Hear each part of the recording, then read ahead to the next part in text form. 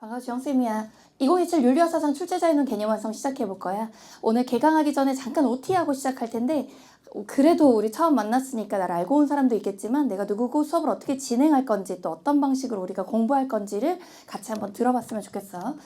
자, 일단 나는 서울대학교를 졸업했고 법학을 부전공했고 석사 박사까지 공부를 했고 또 서울대학교에서 선정했던 핵심 TA로도 활동을 했었어. 이제 아마 학력적인 부분에서는 너희가 공부에서는 어느 정도쯤 베테랑이었다 이런 느낌은 가질 수 있을 거라고 생각해.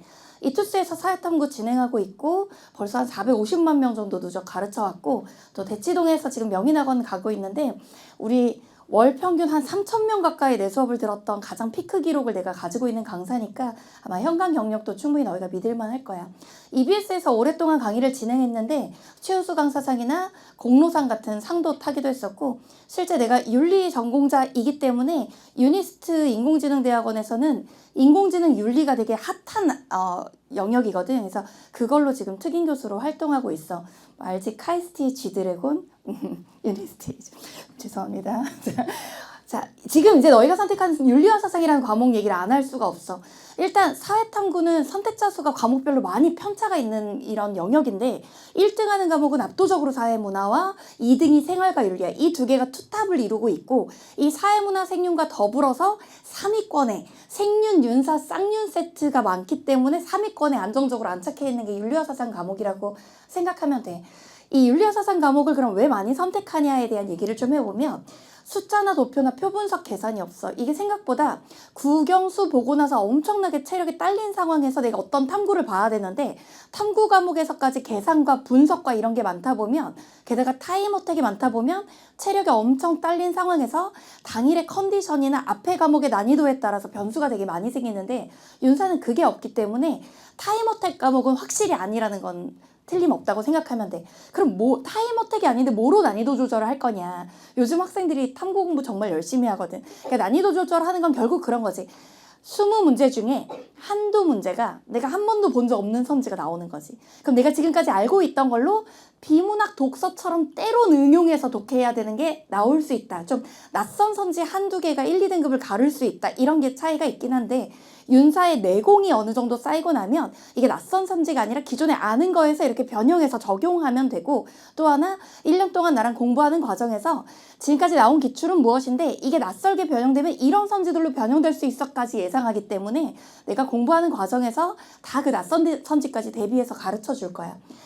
자, 그래서 어쨌든 윤사를 공부하다 보면 국어 비문학에 나오는 것들, 이제 국어 독서 영역에서 이제 칸트 제시문 워낙 많이 나왔었고, 뭐 장자 제시문 같은 것도 많이 나오고, 철학자 제시문들이 읽기 자료로 많이 나오기 때문에 그거나 또는 대학 입시 전형에서 논술 전형이나 또는 면접을 보는 대학 입시 전형에서는 철학자의 제시문을 주고 묻는 기출 문제가 되게 많기 때문에 입시 전반적으로 수시에서도 되게 유리한 측면이 있지.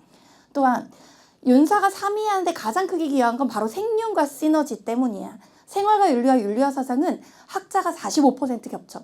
그러니까 사실 이게 두 과목으로 생윤, 윤사로 나뉘어져 있는 게 신기하리 싶은 만큼 절반 정도가 겹치기 때문에 같이 선택했을 때 너무 좋지. 근데 접근 방식은 조금 다를 수 있는데 이를테면 생윤은 약간 겉핥기로 들어가고 대신 윤사에 없는 주제가 많이 나와.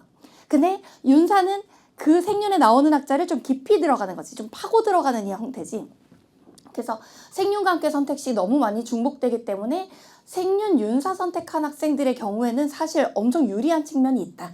또 고2나 고3의 내신에 윤사가 깔려있는 학교가 되게 많아서 고2 때 한번 하고 왔으면 이미 아는 내용이라 수능식으로만 공부하면 되고 고3 내신에 있으면 이게 내신으로 부담과 수능 공부를 같이 가면서 좀 이게 덜어지다 보니까 내신과 병행하기에 좋고 만약 나는 고2, 3 내신에 한 번도 안 했고 이게 그냥 생으로 수능 과목으로 가져가야 된다 해도 윤사 공부 자체가 좀 재밌는 측면이 있어. 그러니까 내가 왜 대학교를 들어가서 학사, 석사, 박사까지 윤리를 전공했냐면 이게 너무 재밌어. 철학자 얘기기도 하고 좀 똑똑해지는 것 같아. 그래서 공부하다 보면 뭐야 나 좀 지적으로 되는 것 같은데 하는 느낌 때문에 윤사가 단점이 뭐냐. 공부가 재밌기 때문에 매니아층이 존재한다. 그 매니아층이라는 게 뭐냐면 윤리 덕후라고 표현해야지. 그러니까 너무 어릴 때부터 책 읽는 거 좋아했고 막 철학자 막 생각하면서 막 일기 쓰고 막 이런 상황을 칸트는 뭐라고 할까 막 이렇게 막 할 정도의 약간 덕후들이 매니아층이 있다라는 거는 난 사실 인정은 한다. 그치만 공부 어떤 측면에서 봤을 때 선택자 수가 적은 과목은 아니기 때문에 매니아층을 희석할 만큼 1, 2등급 안에 들어가는 인원이 이제 확보가 되니까 충분히 너희도 극복할 수 있지 않을까. 너희가 매니아가 되면 되지. 뭐 이런 생각도 하고 있어. 그래서 내가 윤리와 사상, 사회문화, 생활관리 이제 고1 과목도 하고 있는데 그런 과목에서 기본적으로 풀커리를 타는 비중이 가장 높은 과목이 윤리와 사상이야. 그러니까 학생들이 기본적으로 그냥 윤사 공부를 꾸준히 하는 거지. 약간 어떤 느낌이냐면 국영수에서 지친 마음을 윤사로 힐링하는 느낌으로 공부를 해. 그러니까 되게 국영수 공부하는 거와 달리 탐구 공부 재밌다고 해서 인강으로 듣는 학생들도 막 아껴놨다가 듣는 그런 학생들도 있을 정도로 막 오늘은 윤사하는 날이라 그래서 막 하거나 한 번에 3강 이렇게 현강 형태로 한 번에 우리가 이제 3시간 반 수업하니까 쉬는 시간 빼고 3강을 이제 듣는다고 생각하면 되거든. 중간에 2번 쉰단 말이야.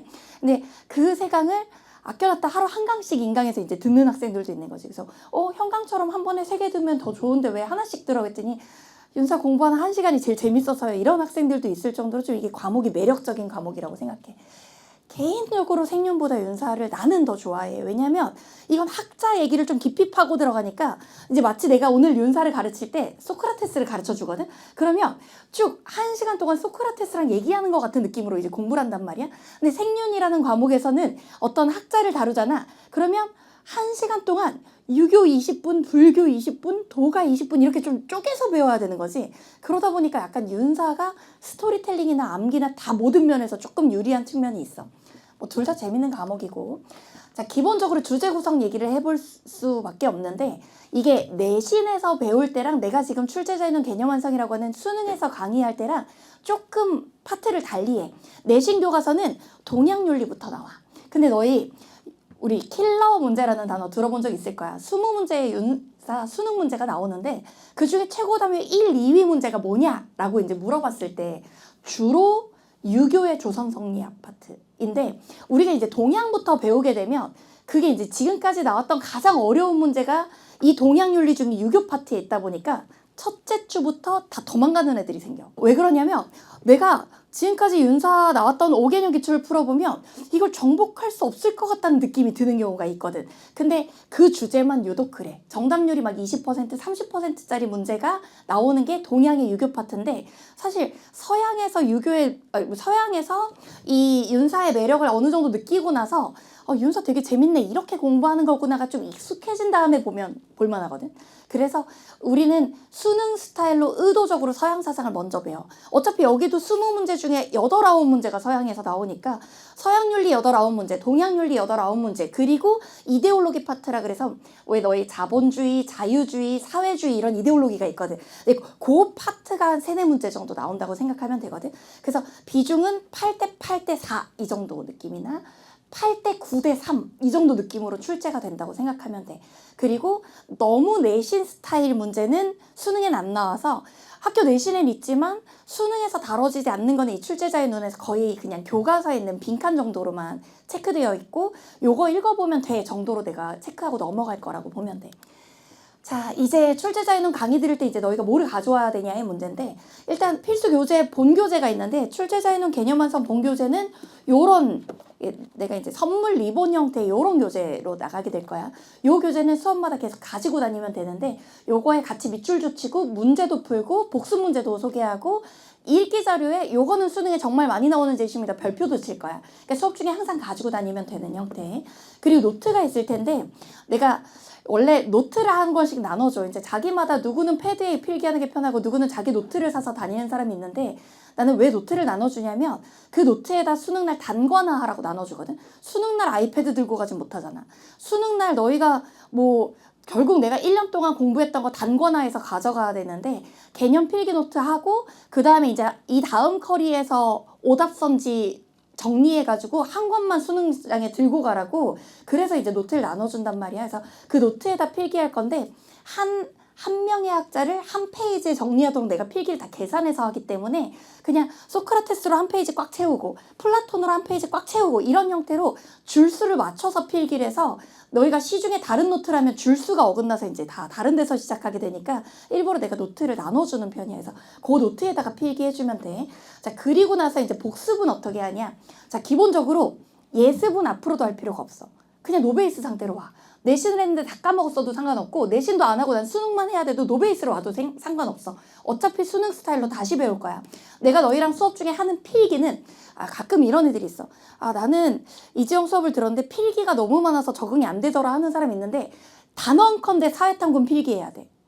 왜냐면 기본적으로 암기가 베이스 돼야 되는 거고 내가 하는 필기가 그냥 귀찮은 필기가 아니라 하나도 기출선지가 아닌 게 없어. 그러니까 너희랑 하는 내가 만약에 오늘 소크라테스를 20몇 줄을 적잖아? 그러면 거기는 선지 하나하나가 다 기출선지야. 그러니까 평가원 표현으로만 필기를 적어줄 거야. 그럼 내가 평가원 기출 공부하는 건데 적는 거 귀찮아서 넘어갈 거야. 그건 안 될 것 같아서 가끔 이제 필기량에 따라 뭐 이럴 수 있다고 얘기하는데 필기 덕후들은 좋아할 수밖에 없어. 왜냐면 내가 어릴 때 필기 덕후였기 때문에 노트 하나하나부터 적는 순간 이게 필기 덕후들이 좋아할 수밖에 없는 구조다라고 생각할 거야. 근데 선생님 저는 진짜 필기가 너무 귀찮아요. 그럴 수 있지. 그럼 흘려 적어 그냥 내가. 막 너무 막 이 필기에 집착하기보다는 내가 대신 필기하는 속도와 설명하는 속도를 다 텐션을 내가 유지하기 때문에 다른 수업에서 애들이 필기 수업을 싫어하는 건 필기하느라 머리에 귀가 안 들어와서 그래. 근데 나는 필기 시간 다 확보해주고 이 필기가 기출이 왜 나왔는지를 설명하다 보니까 전혀 거슬리지 않을 거야. 그래서 얘들아 이거 적고 자 이제 나봐. 이렇게 하고 수업할 거니까 잘 따라올 수 있을 거야. 다만 이제 부탁은 있어. 필기량이 충분히 많기 때문에 내가 하는 말을 다 받아 적으려고 하다 보면 정신없을 거고 필기하는 것만 잘 꼼꼼히 따라 적으면 돼. 놓치지면 않으면 되고 줄당 빈 줄 간격은 없이 그냥 쭉 채워야 한 페이지가 끝나서 예쁘게 한 줄 띄고 이렇게 적으면 못 따라올 거야. 아마 페이지가 넘어갈 거야. 그것만 알면 되고 복습은 해야 되는데 그럼 복습은 어떻게 해야 되는데 라는 게 나도 이제 강사 경력이 좀 있다 보니까 애들한테 너무 많이 질문을 받은 거야. 어떻게 복습해야 돼요? 그러다 보니까 수업 중에 같이 푼 문제는 이미 필기가 되어 있어. 그러면 내가 다시 풀고 싶어도 깨끗한 문제가 없잖아. 그래서 나는 항상 내 모든 교재의 모든 커리큘럼에는 수업 중에 같이 푸는 문제를 깨끗하게 한 세트 더 넣어줘. 그래야 너희가 다시 깨끗이 풀어보니까. 그리고 모든 문제 해설 자세히 10줄 이상 다 넣어놓고 그 문제에 선배들의 선지 선택 비율을 넣어줄 거야. 그럼 너희들이 이제 그걸 보면서 이게 나만 바보라 틀린 게 아니라 사람들도 45%나 이 선지에 낚였구나. 이거 엄청난 낚시 선지구나. 이렇게 위로받을 수 있고 내가 오답을 골랐는데 그 전국에서 2%만 그걸 골랐어. 그럼 어떤 느낌이야? 난 틀렸는데 너무 창의적으로 틀렸지. 수능이 담을 수 없는 인재구나 나는. 그렇게 하면서 내가 좀 독특하게 사고하는 게 있으니까 좀 평범하게 사고하려면 어떤 식으로 풀어야 되지? 이런 걸 이제 고민할 수 있게 그렇게 해줄 거야. 그리고 워크북이 있는데 같이 수업 중에 들었던 걸 가지고 이게 내가 이해한 건지 아닌 건지를 수업 중에 다루지 않았던 선지로 한번 연습해 봐야 돼. 그래서 OX를 내가 만들어 놓은 교재를 줄 거야. 그럼 너희가 집에 가서 오늘 숙제는 어느 교재 몇 번까지 풀어오고 워크북 몇 쪽까지 복습해 오면 돼 라고 하면 너희가 수업 중에 다루지 않은 문제에 추가로 풀 수 있는 문제 페이지를 줄 거고 그리고 복습 OX가 몇 번까지 풀어야 될지 줄 거야. 대신 이제 다음 주에 올 때 숙제가 있는 거지. 뭐냐면 그걸 푼 걸 바탕으로 다음 주에 오자마자 5분 정도 조교쌤이 먼저 들어오시잖아. 와가지고 너희한테 OMR을 나눠줄 거야. 그럼 컴싸 가지고 있잖아. 그냥 OX OMR이야. 그냥 뭐 소크라테스는 주관적 진리관을 주장하였다. 이게 O야 X야 이런 것만 체크하면 되는 건데 워크북에 있는 선지들로 또는 수업 중에 다룬 내용들로 OX를 볼 거야. 그러니까 그게 또 성적 처리돼서 부모님께 문자가 가기 때문에 열심히 복습해 오면 돼. 그것만. 그래도 그 정도의 강제는 있어야 너희도 복습하니까. 그래서 그걸로 복습 테스트 봐주면 돼. 인강 학생들은 워크북 풀고 시간 재서 풀면 되고.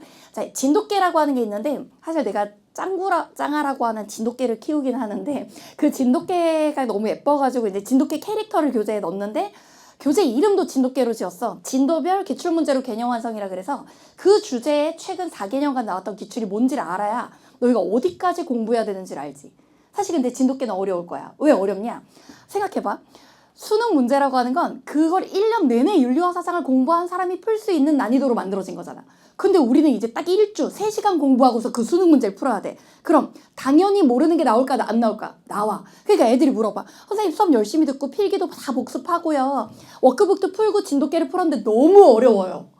저 윤사랑 안 맞는 걸까요? 당연히 너무 어렵지. 1년 내내 공부한 게 아니니까. 근데 이제 문제는 이런 거야. 그냥 우리가 개념 단계에서만 공부하잖아. 이게 수능에 어떻게까지 어렵게 나오는지를 봐야 1년 공부 방향을 잡지. 이 주제에 이런 선지까지 나오는구나 하는 걸 좀 풀어봐야지. 틀려도 괜찮으니까 해설도 읽어보고 그래야 복습량이 나오지. 그러니까 나는 추천하기를 현강에 딱 오잖아. 그러면 우리는 3시간 반의 수업 시간이 돼 있고 앞에 테스트 좀 보는 거, 중간에 좀 쉬는 시간 있는 거 해가지고 실제로는 3시간 정도 수업하게 된단 말이야. 3시간 정도 이렇게 수업하고 집에 가잖아. 그럼 복습에 일주일에 최소 3시간에서 6시간 복습을 쓰면 돼. 그거 이상은 국영수해. 너 국영수도 지금 해야 되잖아. 그러니까 탐구는 수업이 1일 때 복습이 1 또는 2. 난 윤사가 너무 재밌어. 그리고 복습을 더 많이 하고 싶어. 그러면 뭐 5시간 정도도 할 수 있지만 나는 3시간 수업 들으면 3시간 복습하는 게 가장 베스트라고 생각해. 그런 분량으로 주니까. 자, 그리고 필기할 때 나는 이제 보통 삼색 볼펜을 써라 애들한테 얘기하는데 오늘 색깔이 없다면 이제 오늘만 샤프로 하고 나중에 삼색 볼펜으로 옮겨 적었으면 좋겠는데 기본적으로 내가 너희랑 필기하는 거 다 기출선지야. 평가원 기출표니까 안 적을 수는 없어. 그래서 까만색으로 적는 거는 기본 베이스가 되는 것들이고 내가 파란색으로 적는 건 이 주제에서 제일 중요한 학자, 이 주제에서 제일 많이 나오는 내용, 요걸 이제 파란색으로 적을 거야. 그 빨간색은 이 주제의 함정선지거나 이거가 킥이다 하는 것들을 이제 빨간색으로 적을 거야. 그러니까 필기만 봐도 아 뭐가 중요한 거고 뭐가 안 중요한 배경 지식인지를 나눌 수가 있어. 그럼 이제 너희가 어떻게 복습할 때 이걸 활용하느냐?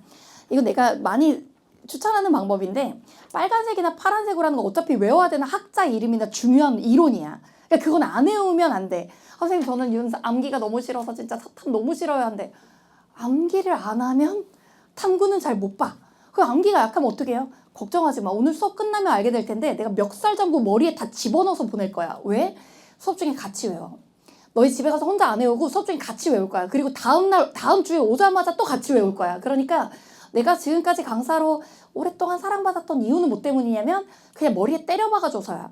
너희 선배들이 제일 많이 하는 거야. 그냥 수업 들었는데 머리에 암기가 됐어요. 이거 내 목표니까 같이 암기시켜 줄 건데 대신 너희가 이 파란 글씨랑 빨간 글씨를 가리고서도 이게 없는 상태에서도 그 자리에 뭔지 쓸 수 있을 정도로 복습하면 돼. 나는 그걸 보통 뭐라 그러냐면 백지복습이라 그러는데 뭐 컴퓨터로 타이핑을 해도 되고 복사를 해서 거기만 매직으로 지워도 되고 아니면 내가 손으로 막 적어가지고 그 노란색 빨간 그러니까 여기 있는 파란색 빨간색만 비워놓은 상태로 노트 한 권을 더 만들어도 돼.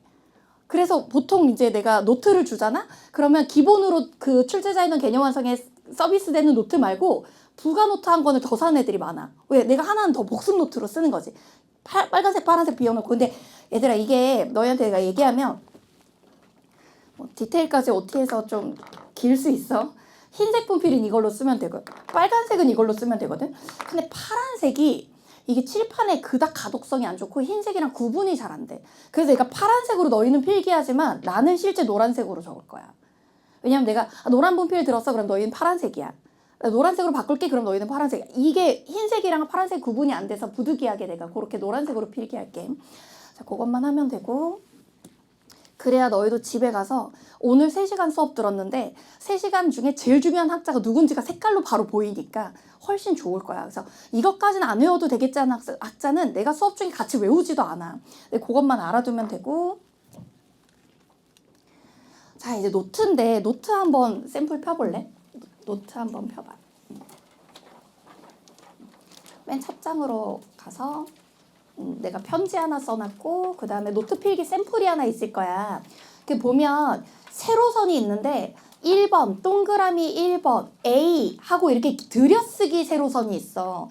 그래서 내 필기는 1번 동그라미 1번 A 기역 니은 이런 형태로 위계를 가지고 있어서 너희 선배들이 나한테 늘 했던 말인데 대학 가서도 내가 필기하는 위계를 그대로 유지한 애들도 많아. 아니면 국영수 필기도 그렇게 하더라고. 그래서 그 필기를 해서 새로 하나씩 들였으면 제일 좋아. 모는 종이 노트를 좋아하는 학생들이 있었는데 또 호불호가 있어가지고 내가 그냥 이런 노트로 해서 첫 선만 맞춰서 적어주면 되니까 그거 좀 익숙해지면 되고 보면 알겠지만 중간에 빈 줄이 없어야지만 한 페이지 안에 그 학자가 끝난다고 생각하면 돼. 자, 그럼 넘겨봐. 자, 수강 진도표 같은 거 들어있을 텐데 요건 이제 너희가 오늘 수업 끝나고 나서 몇 월 며칠 날 요걸 들었고 어떤 내용을 적었는지는 노트의 첫 장에 이제 첫 시간에 한 시간에 노트 필기 하나 정도 한다고 생각하면 되거든. 그래서 요 제목 적으면 돼. 나중에 적어가지고 수강 진도표 적어주고 다시 한 장 넘겨서 거기서부터 적으면 돼. 뭐 1년 동안 너무 많은 질문이 있어서 너희한테 미리 얘기할게. 노트 페이지 수는 넉넉해. 만약에 내가 물을 쏟았다 아니면 뭐 스타벅스 까라멜 마키아토가 이제 이렇게 내 글씨를 없앴다 그래서 찢어버리면 뭐 필기 모자라요 하는데 한 몇 장 찢는다고 필기가 모자라진 않아서 정말 이제 부득이한 경우에는 찢어도 뒤에 개수는 충분할 거야. 왜냐면 뒤에 다음 커리에 나오는 오답선지까지 적을 만한 공간을 내가 넣어놨기 때문에 한 시간에 우리가 한 장 정도 적을 거라서 혹시라도 부득이하게 내가 지난주에 현강 결석을 했는데 보강을 인강으로 못 듣고 와가지고 내가 그 다음 주를 해야 돼. 그러면 그 세 장 비워놓으면 되는 거지. 그렇게 하고 해서 나중에 그 보강으로 적으면 될 거라고 생각하면 돼. 자, 그래서 나는 너희랑 요렇게 그리고 내가 양손잡이야. 원래는 왼손잡인데 그래서 좀 예쁘게 글씨를 쓰고 싶을 때 왼손으로 쓰고 대강 막 설명할 때는 오른손으로 쓰는데 그래서 너희랑 이 제목칸 있지, 태양 마크 있는 요 마크 얘기만 좀 부끄럽지만 해볼게. 내가 이제 너희가 하도 못 그려서 저기다 그려서 새겨놨는데 내가 초등학교, 중학교, 고등학교 때 좀 유치하긴 하지만 선생님들이 한 주제 시작할 때 보통 어떻게 하시냐면 당구장 표시를 하라고 하시는 거야. 근데 내가 우리 언니를 따라서 가보니까 당구장에 막 담배 많이 피고 막 껄렁한 애들이 막 있는 거야. 그리고 막 내가 학교 다닐 때만 해도 청소년 유해업소 막 이렇게 지정돼 있었어, 당구장이. 그래서 너무 불건전한 표시인 것 같다. 이제 사실 당구는 그런 스포츠가 아닌데 나는 어릴 때 잘못 이해한 거지. 그래가지고 좀 건전한 걸 하고 싶다. 그래서 내가 태양 마크를 이렇게 점을 찍어가지고 빛나는 태양으로 필기를 내가 당구장 표시 혼자 바꿔서 적었었어. 와, 근데 점을 찍기가 존은 귀찮은 거야. 그래가지고 점을 2개만 남겨놓고 초중고등학교 때 내가 이렇게 쓰기 시작했는데 이게 내가 지금까지 벌써 누적 수강생이 450만 명이잖아. 왜냐면 EBS도 했고 인강도 오랫동안 해왔고 내가 뭐 좀 나이는 24살밖에 안 됐지만 학사, 석사, 박사까지 공부하고 인강 강사 경력이 20년이란 말이야. 그래서 어쨌든 그래가지고 요 표기가 있잖아. 내 제자들한테 약간 태양 마크라서 시그니처 마크가 돼버린 거야. 그래서 내 제자들이 나한테 얘기해줬는데 이제 대학 가서도 익숙해가지고 이걸 적는다는 거지. 왜냐면 이 노트에만 내가 적어놨지만 다른 데는 니들도 그리는 경우가 많은 거지. 그래서 내 제자 하나가 이제 연세대에 갔는데 도서관에서 공부하다가 어떤 남자애가 너무 잘생긴 킹카인데 태양 마크를 그리고 있더래. 그래가지고 이지영 선생님 들었어요? 이렇게 말을 걸었대. 근데 너무 반가워하더래. 그러다가 사귀게 됐다는 거야. 그걸 솔로인 강사한테 할 말이야? 새끼들이 말이야. 어쨌든 그렇게 해서 유명한 마크야. 자, 좋아. 여기다가 나는 그래서 1번 적고 동그라미 1번, 동그라미 2번, 그다음에 A, B 거기다가 더 들어가면 기역, 니은까지. 혹시 기역, 니은보다 더 들어가는 필기는 없지만 그럼 그 다음에 하나 들여쓰기해서 적으면 된다고 생각하면 되고 한 번은 설명해줘야 시작할 때 같이 하니까. 자, 우리 지금 출제자에는 개념 완성에서 만났어. 우리는 사실 12월부터 현강을 시작해서 12월 말부터 3월 초까지 이렇게 수업을 진행하는데 아마 윤리와 사상은 사문 생륜보다는 조금 공부량이 더 많아. 왜냐면 생륜보다 조금 공부량이 더 많아서 한 주 정도 더 수업을 해야 될 거야. 그래서 아마 우리가 설 연휴나 아니면 3월 2일이 3월 1일 대체 휴일이거든. 요럴 때 해서 좀 가급적 빨리 완강할 수 있도록 이렇게 안내가 나갈 거고, 자, 요게 이제 3월 모의고사 대비해서 보통 모의고사 전에 한번 끝내고 가는 학생들을 위해서 그렇게 해준다고 생각하면 되고, 2단계는 3월 초부터 시작하는데 이게 내신 기간과 겹쳐서 어떤 학생들은 내신도 해야 되는데 이걸 할 수 있을까요? 물어보는 학생들이 있는데 실제 우리는 내신 휴강을 4주에서 5주 이상 길게 가지기 때문에 3월 초에 제일 집중 안 될 때 빨리 공부 좀 절반하고 내신 끝나고 나서 5월 초부터 이걸 6평 대비야. 그러니까 6월 모의고사 대비로 2단계 커리큘럼 심화 이론과 기출문제 정리 싹 하는 이론이 있는데 요것도 이제 아주 고난도 내용도로 들어가고 여기서 뭐가 들어가냐? 학자별 공통점과 차이점. 이제 여기는 학자별로 배운단 말이야. 여기는 소크라테스만 배워. 그럼 여기서 소크라테스, 플라톤, 아리스토텔레스의 공통점, 차이점, 벤 다이어그램 순서도 문제 푸는 법. 요거 이제 2단계에서 배운다고 생각하면 돼. 여기 6평 대비라서 6평 전에 완강이 되고 6평 전에 우리가 부담 없는 게 내신 휴강이 길게 들어가기 때문에 내신 공부할 때는 그거 쉬었다가 우리 다시 내신 끝나고 와서 6평 전에 마무리하는 그런 형태가 될 거야. 그리고 이건 7월 2주라 그래서 너희 기말고사 끝나고 또는 7월 2주부터 시작해서 9평 전에 완강되는 형태인데, 요게 이제 EBS 수능 특강 수능 완성이라고 하는 연계 교재가 이제 수능에 반영이 된단 말이야. 그리고 그걸 이제 여름방학에 정말 선지 분석 강좌로 좀 어려운 선지로 연습하는 포스텍 강좌야. 지금 1년 동안 제일 많이 사랑받는 강좌는 출제자의 개념 완성이랑 포스텍 강좌 진짜 많이 사랑받고, 요게 이제 그 낯선 선지로 9월 달에 진행하는 것으로 10월 교육청 있는 거 알아? 10월 교육청이라고 하는 중요한 교육청 문제가 있어. 10월 교육청 전에 9월 내내 지금까지 나왔던 건 다 포스텍까지 다 배울 거란 말이야. 근데 앞으로 나올 거, 예상 가능한 출제 변형, 이런 것들, 이제 낯선 선지 이런 걸 연습하는 거. 그리고 마지막에는 수능 전까지 계속 모의고사를 하는 거야. 모의고사는 1차로는 평가원 형태의 모의고사, 그리고 2차로는 어떤 거라냐면 최고담이 5위 안에 들은 문 주제는 정해져 있거든. 뭐 조선성리학 어렵게 나오고 스피노자 같은 학자 어렵게 나와. 그런 어렵게 나오는 학자들만 모아서 연습하는 모의고사. 그러니까 제일 어려운 주제만 모아서 연습하는 모의고사. 요게 이제 파이널 샤프 모의고사로 생각하면 돼. 뭐 너무 걱정하지 말고 그냥 꾸준히 하다 보면 정말 멱살 잡고 캐리하는 게 무슨 느낌인지 알 정도로 난 그냥 가만히 수업만 들었는데 머리에 다 남아있어, 이런 느낌 가질 수 있게 도와줄게. 자, 우리 지금 개강해서 3월 1주까지 진행될 거야. 강좌는 총 13주간 진행되는 구조고 39강의 구조가 될 거야. 1년 중간 가장 중요한 거고 3월 교육청 시험정 완강되는 형태고 아마 너희가 개학과 동시에 완강이 될 거라고 나는 생각해. 자, 매주 일요일날 아침에 우리가 윤리학사상을 진행하고 인코딩에서 이투스 인강에 월요일날 올라가고 진돗개나 워크북이라고 해서 그것도 인강으로 해설 강의가 제공이 되는데 해설지도 엄청 자세히 있기 때문에 요거는 인강 기준 금요일날 올라간다고 생각하면 돼. 자, 이제 정말 수업 진행할 거야. 내가 요 얘기만 하나 해줄게. 어때? 지금까지 너희를 잘 돌아보면 완벽하게 난 100% 내 공부가 마음에 들었고 나는 진짜 약간 완성된 인재고 국영수는 탄탄한 상태에서 이제 뭐 탐구만 잘해서 수능 보면 돼, 이럴 사람이 이 세상엔 없을 거라고 생각해. 이 세상에 누구도 자기 공부가 마음에 드는 사람은 없고 내가 완성됐다 생각하는 사람은 없고, 좀 공부하다 보면 약간 어떤 생각이 드냐면 나는 좀 독하지 못한 사람인가? 나는 좀 게으른가? 나는 좀 할 일을 미루는 그런 스타일의 사람인가? 약간 그러면서 약간 자책감도 드는 게 사실이야. 이건 어른들이 미안한 건데 입시가 나를 항상 위축되게 만들어.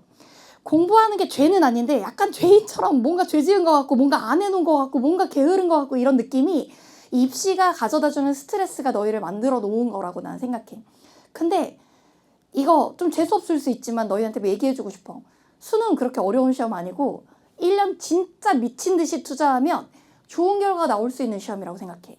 막 지금까지 너무 안 해놨기 때문에 난 말아먹었고 이제는 다시는 되돌릴 수 없어? 그게 아니라 정말 모든 게 7등급 이야 뭐 9등급이어도 기적적으로 1등급까지 올리는 사례들을 나는 인간 강사로서 정말 많이 봐왔거든. 뭐 내가 이투스에 있지만 이투스의 정승재 선생님이라는 선생님도 위너스 클럽이라 그래서 9등급에서 1등급으로 올린 애들 시상식 같은 거 하시는데, 나도 마찬가지로 조교를 뽑거나 만점자 모임을 가질 때 원래 첫 성적이 어땠는데 어떻게 성적이 향상됐는지를 본단 말이야.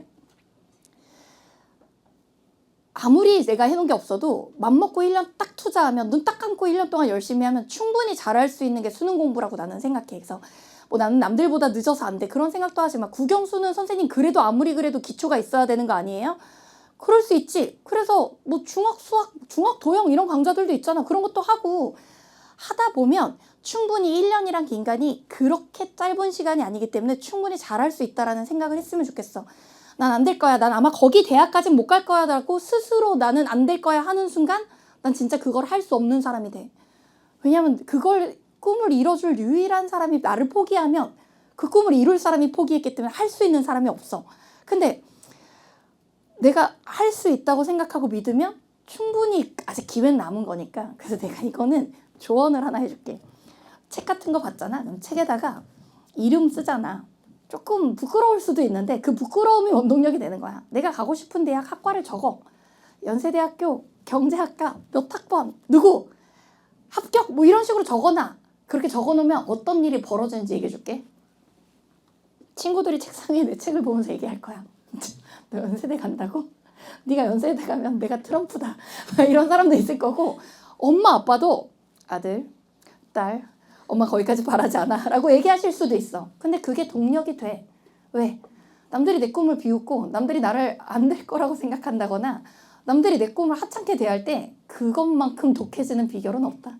되게 이 악물고 하게 돼. 내가 이걸 하나 안 하나 두고 봐.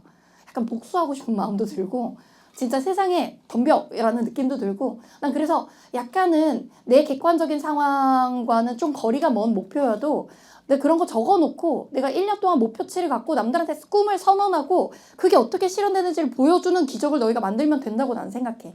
그렇게 해서 좀 열심히 한번 해보면 좋겠어.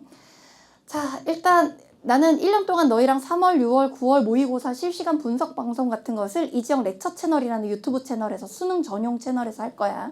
뭐 이지영 오피셜은 약간 이제 교양 예능 같은 것이 들어있는 채널이고 그 다음에 인스타그램을 활용할 건데 인스타그램을 계정이 없는 사람들 굳이 안 만들어도 돼. 계정이 있는 사람들은 선생님 그 주 필기 이렇게 했어요. 그 주 수업 이렇게 들었어요 하고 인증샷 스토리 같은 거 보내면 내가 조교쌤들한테 아이디 하나도 안 줬기 때문에 내가 하트 눌러. 그러니까 아 듣고 있구나. 이제 형광등생들이 듣고 있구나. 인강생들이 이거 듣고 있구나. 그래서 내가 DM 같은 것도 학습 질문은 거의 너무 많아서 대답 못하는 편이고 대신 하트 누르는 거 이응 누르는 거 정도는 몇백 개가 와도 할 수 있으니까 그 정도는 할 수 있을 것 같아. 자 그러면 나랑 같이 수업 한번 진행해 볼게. 자 노트 필기 펴고 서양 윤리사상 볼 거야. 자 지금 있는 자료 중에 출제자의 눈이라고 적혀있는 자료 한번 볼래? 출제자의 눈. 요 책. 넘겨서 여는 글 있고 자 반갑습니다. 이정원 선생님입니다. 라고 해서 편지 한번 봤으면 좋겠고 이 책의 구성과 활용 방법이라고 나와 있어. 그리고 목차가 있을 거야. 당연히 서양 윤리사상부터 나는 다룰 거고 교재 10쪽을 한번 봐주면 자 서양 고대 철학이라 그래서 소피스트, 소크라테스 이런 게 나와 있는데 자, 시중에 있는 여러 교과서에 나와 있는 표현을 합집합으로 표현해 놓은 이론이라고 생각하면 돼. 근데 너희 지금까지 살면서 정말 많은 뭐 완자, 셀파, 뭐 EBS 여러 개 봤지만 교과서에 이론 아무리 적혀 있어도 머리에 들어오는 건 아니야. 이거 밑줄 치면서 수업하는 수업은 우리가 그냥 마지막 요약 정리할 때만 할 거고 거의 우리는 필기 위주의 수업을 스토리텔링으로 하게 될 거야. 그래서 좀 뒤로 넘겨봐봐. 12쪽에서 13쪽이 있을 텐데 우리 본교재 12쪽에서 13쪽 같은 경우는 이 주제에서 지금까지 수능에 나온 적이 있었던 평가원 제시문들과 일기자료를 내가 너희들한테 소개해놨어. 이 중에 제일 많이 나오는 건 좀 이따 별표 쳐줄 거고 14쪽 한번 봐줄래? 이따 수업 다 듣고 나서 너희랑 나랑 1번, 2번 이런 문제들 풀 거잖아. 그럼 내가 같이 풀 시간을 줄 거야. 그러니까 여기 초시계가 30초에서 45초 뭐 이렇게 지나갈 거거든. 그동안 너희가 이제 이걸 풀 거야. 풀고 나서 보면 제시문 사이에도 간격이 있고 그 자리에 우리가 적어야지 이게 누구고 무슨 내용을 다룬 거고 필기하는 공간이야. 그 선지 아래도 공간이 있지. 그럼 그 선지가 어떻게 맞고 어떻게 틀린 건지 이건 X하고 이렇게 바꾸라고 내가 필기하면 그 아래다 필기할 거야. 내가 엄청난 필기 덕후여서 문제 풀 때도 필기 공간이 꼭 있어야 된다고 생각해. 문제는 이렇게 필기 다 해서 수업 듣고 나면 한 장 뒤로 넘겨봐. 16쪽. 실제 수능 시험장이나 내신 문제는 어떻게 나와? 이렇게 나오잖아. 빈줄 없이. 이런 완성체 형태, 평가원 형태의 문제로 복습하면 돼. 집에 가서. 그러니까 아래 해설지 있고 선지 선택 비율 있지? 보이지? 그건 너희가 이제 복습할 때 쓸 거야. 자, 그러면 이제 교재 덮고 노트만 펴주면 돼.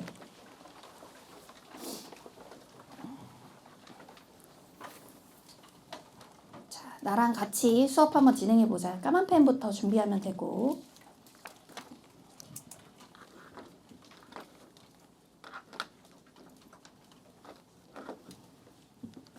우리는 윤리와 사상이라는 과목을 배우면서 세 가지 파트로 배우게 돼. 서양 사상, 동양 사상, 이데올로기. 교과서 순서는 동양 사상부터 나와 있지만 난이도로 치면 서양이 더 쉬워. 그럼 20문제 중에 8, 9문제 쉬운 거 먼저 끝내놔야 그 다음에 좀 어려운 거 나와도 훨씬 더 편해지니까 그렇게 배울 거라고 생각하면 돼. 우리가 13주 커리로 출제자 있는 개념 완성을 수업 듣게 되는데 그 중에 앞부분에 5, 6주 이상 서양 사상을 배울게요 라고 생각하면 돼. 왜냐면 8대 8대 4 또는 9대 9대 2 이렇게 나오기도 하니까 앞부분에 서양을 상당히 길게 나가는 것 같은 느낌이 들 거야. 서양은 크게 시대가 4개로 나뉘어져. 조금 귀찮아도 그냥 입속으로 얘기해도 되니까 내가 질문할 때마다 그냥 중얼중얼 대답하면 수업 중엔 다 외워질 거야. 서양은 시대가 몇 개로 나눠진다고? 4개로 나뉘어져. 자, 얘기해줄게. 서양 고대, 서양 중세, 서양 근대, 서양 현대. 안 적어도 돼. 왜? 나중에 다 적어줄 거야. 걱정하지 마. 내가 칠판에 적는 것만도 양이 엄청 많거든. 자, 서양은 시대가 몇 개로 나뉜다고? 4개로 나뉘어. 자, 우리 윤리학 사상 크게 몇 파트로 나뉜다고? 3개. 서양, 동양, 무슨 올로기? 이데올로기. 서양 안에 다시 시대가 몇 개로 나뉜다고? 4개로 나뉘어. 고대, 중세, 근대, 현대 이렇게 나뉠 거야. 자, 다시 서양 고대는 괜찮아? 서양 고대는 시대가 둘로 나뉘어. 괜찮아? 자, 이것도 지금 안 외워도 내가 어차피 매주 얘기해 줄 거라 그때는 니들이 친구들한테 가르쳐 줄 수 있을 정도가 될 거야. 서양 고대는 그리스 시대와 헬레니즘 시대로 나뉠 거야. 자, 그럼 우리 다시 오자. 여기서부터 너희는 안 적어도 돼. 자, 윤사는 총 몇 파트로 나뉜다고? 3파트로 나뉘어. 뭐뭐뭐? 서양, 동양, 이데올로기로 나뉘어. 서양은 시대가 몇 개로 나뉜다고? 4개로 나뉘어. 그치? 서양의 4개 기억나면 얘기해봐. 고대, 중세, 근대, 현대로 나뉠 거야. 고대는 다시 시대가 몇 개로 나뉘어? 2개로 나뉠 거야. 고대 그리스 그리고 고대 헬레니즘이야. 한 단계씩 다 갈 거야. 고대 그리스에 4명의 학자가 나올 거야.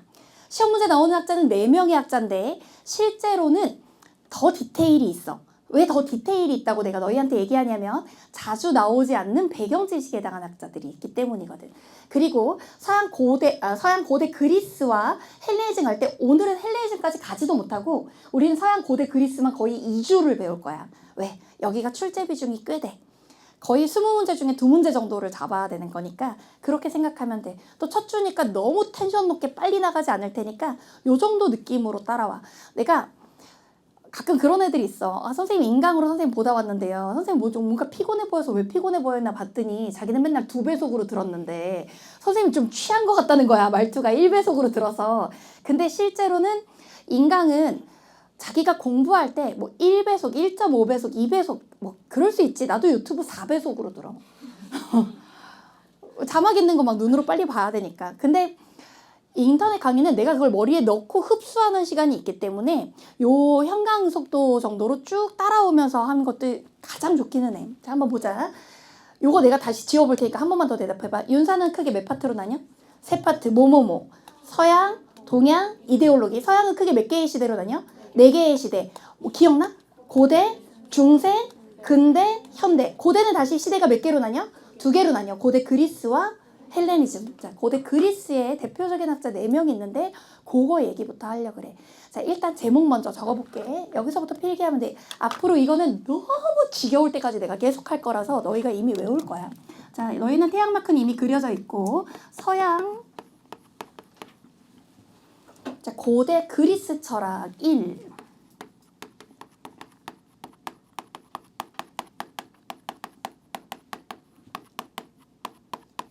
서양 고대 그리스 철학 1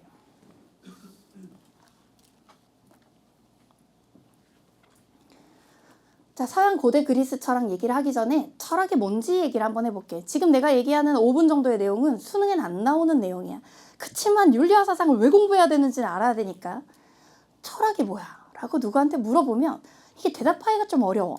사상? 이론 같은 건가? 라고 생각하는 사람도 있고. 근데 내가 대학에 들어갔을 때 서울대 철학과 교수님께서 철학이라는 게 뭐냐? 라고 우리한테 물어보셨는데 당연히 다 서울대 붙은 애들이니까 다 뭔가 좀 그럴싸한 대답은 했는데 교수님께서 이렇게 얘기하시더라고. 철학이 무엇인지 하기 전에 학문이 무엇인지를 얘기해 봐야 된다. 역사상 매우 역사가 깊은 학문들은 기본적으로 고통으로부터 인간을 해방시켜주는 성격을 가지고 있다. 의학, 신체 질병과 노화의 고통으로부터 인간을 해방시켜주는 것. 경제학, 배고픔과 가난의 고통으로부터 인간을 해방시켜주는 것. 철학, 잘못된 사상의 고통으로부터 인간을 해방시켜주는 것을 철학이라고 나는 생각한다 하면서 그 교수님이 이제 얘기를 하시는 거지. 꽤 권위 있는 동양 철학 교수님이셨는데 그럼 잘못된 사상으로부터 해방시켜주는 게 철학이라 그럴 때 철학이 정말 그러해? 라는 거에 예시를 우리가 한번 들어보자고. 우리가 동양 철학은 나중에 한 7주차 넘어가야 배우겠지만 동양에 춘추 전국시대라는 진짜 혼란스러운 시대가 있었거든. 그때 왕들이 막 횡포를 부리고 국민을 막 때리고 막 폭력 정치를 하고 이랬을 때가 있었단 말이야. 그때 맹자라는 철학자가 나와서 이렇게 얘기한다고. 많은 국민들이 굶어 죽어가고 있고 많은 국민들이 막 구타당하고 이렇게 고문당하고 있는데 그때 당시 사람들은 무슨 철학을 가지고 있었냐, 무슨 사상을 가지고 있었냐면 왕은 천자, 하늘이 선택한 자다라는 생각을 가지고 있었단 말이야. 하늘이 선택한 자가 우리를 때리고 우리를 굶게 하니 왕을 비난할 생각을 못한 거고 하늘이 나를 버렸다라고 생각하던 사람들이 있었단 말이지. 나는 하늘로부터 버림받아서 이렇게 고통스럽구나. 근데 그때 맹자라는 철학자가 나서서 이렇게 얘기한다고. 왕이라고 하는 건 선하게 태어나야 된다. 어린아이가 우물가로 빠져 죽으려고 하면 그걸 구해주지 않고서는 견디지 못하는 마음을 가져야 된다. 근데 저 왕은 어린아이가 우물가에 빠져 죽어도 눈 하나 꿈쩍하지 않을 만큼 잔인하니 인간의 탈을 쓴 짐승일 거다. 짐승이 하늘이 선택한 자일 리가 없다. 저자를 끌어내서 죽이고 진짜 하늘이 원하시는 백성을 위하는 왕을 세우면 된다라는 혁명론을 얘기한단 말이야. 우리는 맹자 철학을 지금 2000년이 넘은 우리가 교과서에서 배우고 있는 이유가 맹자가 그 시대에 무언가 사상적 해방을 해줬기 때문이라고 생각하거든.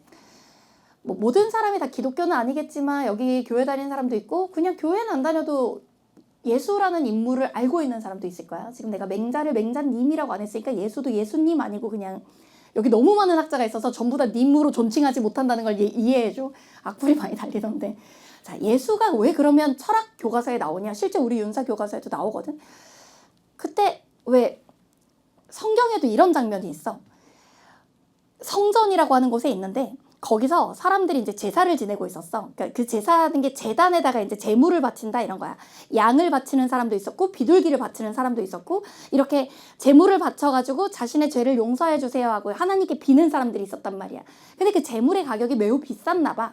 양 같은 거 한 마리를 사기 위해서는 사람의 한 달치 월급이 필요할 수도 있었고 뭐 비둘기를 제물로 바치려고 해도 상당히 비쌌나 봐. 그러다 보니까 가난한 사람은 하나님께 기도하면서 죄를 용서받고 싶어도 이게 제단에 제물을 바칠 수가 없는 거야. 그래가지고 막 너무 어떤 사람이 울면서 나는 가난해서 하나님께 죄도 용서받지 못하겠구나 하고 있을 때 성경에서 예수가 이렇게 얘기하는 장면이 나와. 가난한 자에게 복이 있나니 하늘나라가 너의 것이니라. 부자가 하늘나라에 들어가는 것은 낙타가 바늘기에 들어가는 것보다 어렵다. 막 이런 얘기를 한단 말이야. 그럼 그 얘기를 듣는 사람은 얼마나 해방을 느꼈겠어.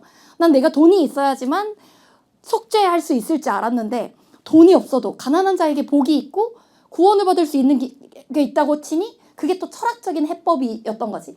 내가 이 얘기를 길게 하면서 시작하는 이유가 있어.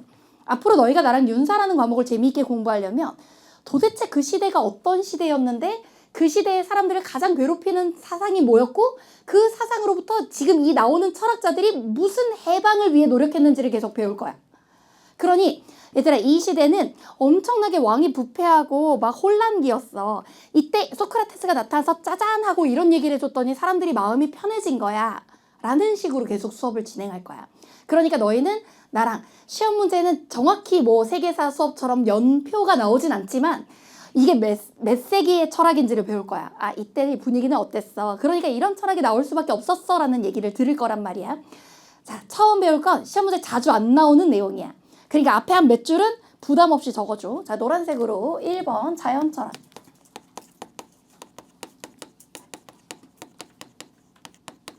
노란색으로 1번 자연철학. 자연철학이라고 하는 철학은 시험 문제는 거의 내가 생각할 땐 3년에 한 번? 3년이라고 하는 게 1년에 6월, 9월 수능 3번의 평가원이 있으니까 3년이면 총 9번의 평가원 시험에 한 번 정도 나올까 말까. 출제 비중이 매우 낮은 내용이야. 나와도 단독 문제로는 절대 안 나오고 선지 한두 개로만 언급되는. 근데 내가 이걸 가르치는 이유가 있어. 여기서 요거 몇 줄 배워놓는 게 나중에 써먹을 일이 있어서 배경 지식으로 가르쳐주는 거야.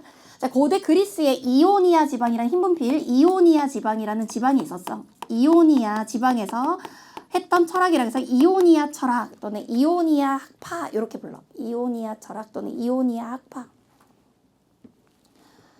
자, 동그라미 1번 한 칸 세로선 들여와서 흰 분필로 시대. 자연 철학은 언제 주장되던 거였냐? 시대. BC 6세기에 자 BC B.C.6 BC 6세기에 있던 철학이야. 자, BC 6세기 얘기를 좀 해볼게. 지금부터 그럼 몇 년 전이냐면 거의 뭐 2600년? 뭐 이렇게 가야 돼. 선생님, BC가 뭔데요? 물론 내가 이제 이지영 오피셜이라고 하는 유튜브에 철학 강의를 교양으로 좀 해보려고 드디어 인문학 시리즈라는 걸 해. 거기서도 내가 그 강남이라고 하는 그 게스트가 나와서 BC AD를 가르쳐주는 장면이 나오는데 너희도 알고 있을 거라고 생각해. BC는 Before Christ야. 예수 탄생 전. AD는 안노 도미니라고 해서 라틴어야. 주님의 탄생 이후를 말하는 거야.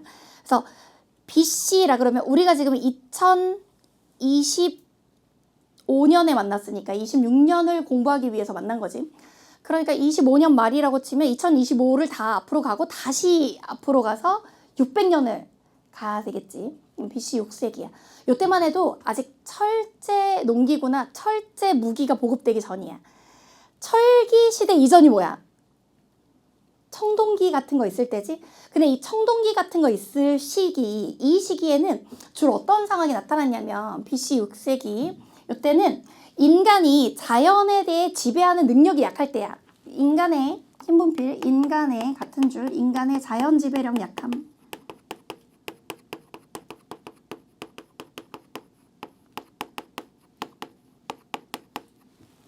인간의 자연 지배력이 매우 약하던 시기. 인간의 자연 지배력이 매우 약하던 시기. 아직 철기 전이고 철기 이전의 청동기는 이게 제대로 힘을 가진 것이 아니었기 때문에 청동기는 무르잖아. 무르다는 게 이제 철보다 단단하지 못하다는 거지. 그러다 보니까 강력하게 인간이 농사를 짓거나 인간이 무언가 자연을 지배할 때 강하게 활용하지 못하는 그런 단계였단 말이야.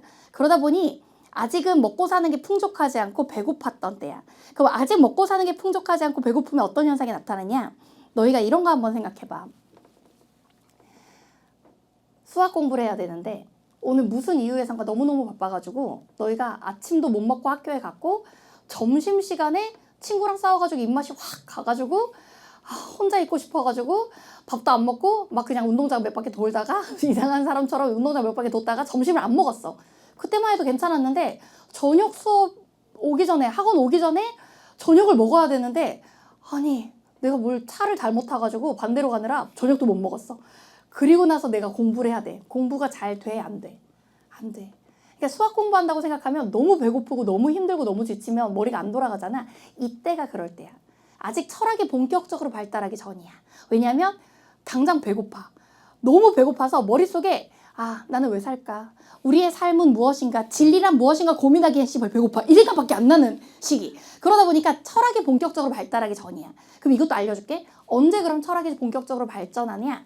좀 이따 BC 5세기에 철기가 보급되는 시기부터 철학이 본격적으로 발달하기 시작해. 왜냐하면 철제 농기구는 생산력의 비약적 발전을 가져오고 생산력의 그 비약적 발전이 무엇으로 이어지게 되냐면 잉여 생산물을 만들어내. 이제 먹고도 남아서 쌓아놓을 수 있는 음식이 생기는 거야. 그때부터는 내가 배도 불렀겠다.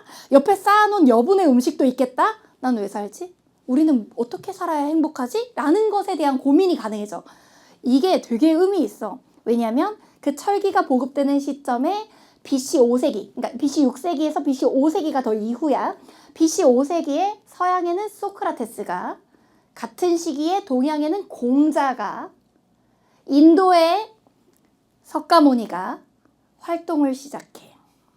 세계 4대 석인 중에 매우 중요한 인물들이 BC 5세기에 전부 다 활동을 시작해.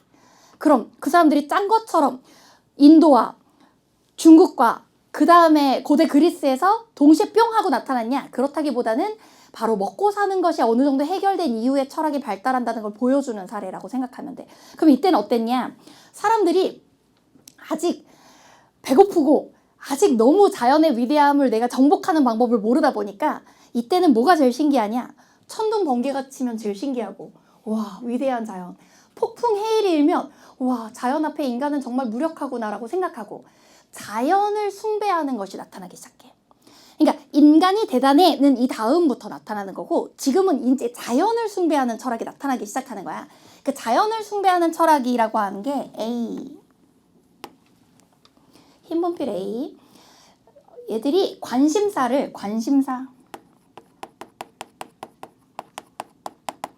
자연의 구성 요소.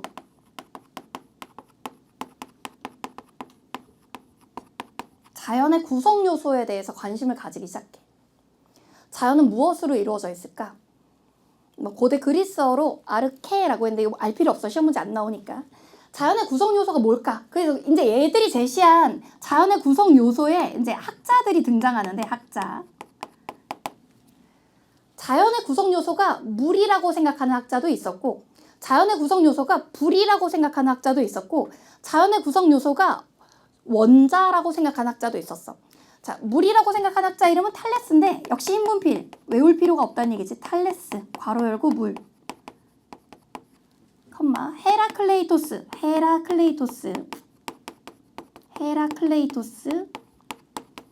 시험 문제 최근 5년 내 한 번도 안 나왔어. 불이라고 생각하는 이런 학자들이 있었어. 땡땡땡. 물론 이 시기에 수학 교과서에 나오는 피타고라스라는 학자도 이오니아 지방에서 활동을 해. 너네 왜 그런 거 들어본 적 있지? A의 제곱 플러스 B의 제곱은 C의 제곱. 요게 피타고라스 원리라고 들어본 적 있잖아. 요것도 이 시대에 살았던 피타고라스라는 학자인데 역시 윤사 시험에는 직접 나오지는 않아. 그런데 우리가 이걸 배우기 시작한 이유가 뭐냐? 물이 자연의 구성 요소라고 생각하거나 불이 자연의 구성 요소라고 얘기할 때 너희가 생각할 때 이렇게 수준 높은 철학이야? 너무 단순하고 자연을 너무 단순하게 본 그런 철학이잖아. 근데 이때 자연의 기본 구성 요소를 원자라고 얘기한 학자가 있었는데 그 학자만 우리가 시험 문제에 나와. 그래서 어떻게 적을 거냐면 동그라미 2번 흰분필 대표 철학, 대표 철학이라 그래서 바로 빨간색으로 데모크리토스의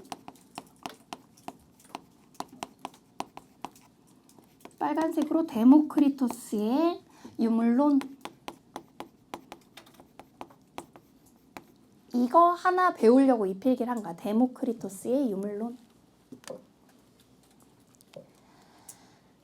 데모크리토스는 누구냐면, 데모크리토스 고대 그리스의 이오니아 지방에 살았던 철학자로서 만물의 구성 요소를 원자라고 본 학자야. 노란색으로 유물론 옆에다가 괄호 열고 원자.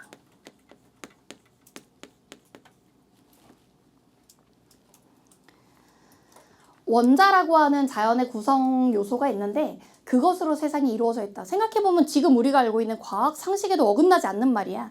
우리 만물은 원자로 구성돼 있고 원자가 모이고 원자가 흩어져서 이 만물이 구성되거나 소멸되거나 한다. 이런 식의 설명을 처음으로 시도한 학자야. 이 데모크리토스를 기억해야 되는 이유는 우리가 앞으로 배울 철학 사상가 중에 지금은 이름만 듣고 잊어버려도 돼. 나중에 내가 적어줄게. 데모크리토스의 유물론을 계승하는 철학자들이 앞으로 많이 나올 거기 때문이야. 제일 먼저 나오는 건, 자, 다시 이제 물어볼게. 서양의 시대가 몇 개라고? 4개.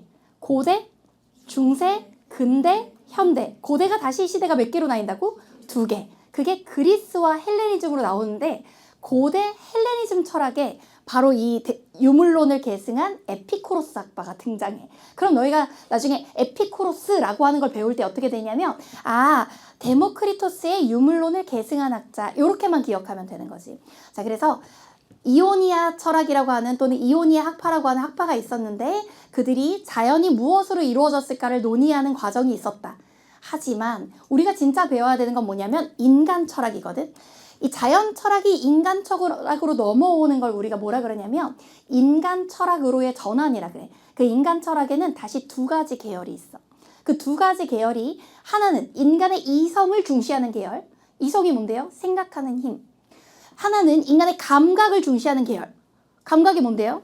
춥다, 덥다. 이런 거 감각이잖아. 우리가 느끼는 감각. 이것을 중시하는 학파. 이렇게 둘로 나뉘어지게 돼. 나는 그래서 지금 한번 여기서 너희한테 인간 철학의 선두자인 소피스트를 소개해볼게. 자, 2번 소피스트.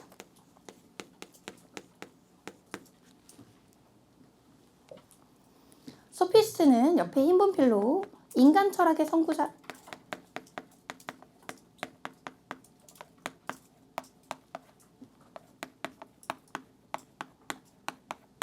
인간 철학의 선구자, 인간 철학을 처음으로 만든 사람들을 소피스트라 그래요. 내가 방금 뭐라 그랬냐면 인간 철학을 만든 사람들이라 그랬는데 소피스트는 사람 한 명의 이름이 아니라 이 똑똑한 사람들의 무리를 가르치는 집단의 명칭이야. 시대적인 것을 보면 흰 분필로 동그라미 1번 시대, 수 아래다가 동그라미 1번 시대, BC 5세기, BC 5세기. 이때만 해도 뭐가 보급되는 시점이냐면 철기 시대가 시작되는 시점이라고 생각하면 돼. 이제 그래서 내가 그런 얘기도 많이 해. 윤리화 사상이랑 세계사를 같이 공부하는 애들은 요 서양의 철학사나 뭐 이런 서양의 역사가 또 연결돼 있다고 생각하는 사람도 있어. 자, BC 5세기에는 철기가 보급되기 시작해. 철기 보급.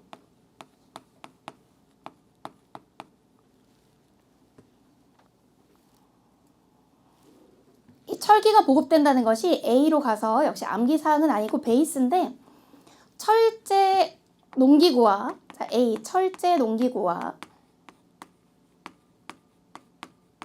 컴마 철제 무기가 보급되기 시작해. 철제 무기, 철제 농기구와 철제 무기. 이게 어떤 변화를 가져오냐면 땡땡 생산력을 강화시켜주고 생산력 그러니까 인간이 철제 농기구로 더 많은 걸 생산할 수가 있어. 생산력 강화. 또 어떤 걸 가져오냐면 전쟁을 증가시키게 돼. 청동기는 단단한 게 아니라 무른 형태였기 때문에 청동기는 거울 같은 거 만들고 사치품 같은 거 만들 수 있었지만 철기로는 사람을 찔러 죽일 수도 있는 강한 무서운 무기들을 만들 수가 있었던 거야. 그것이 기존의 권력을 가진 자들에 대한 반란으로 나타나면서 전쟁이 증가하게 돼. 자, 여기 흰 분필 전쟁 증가.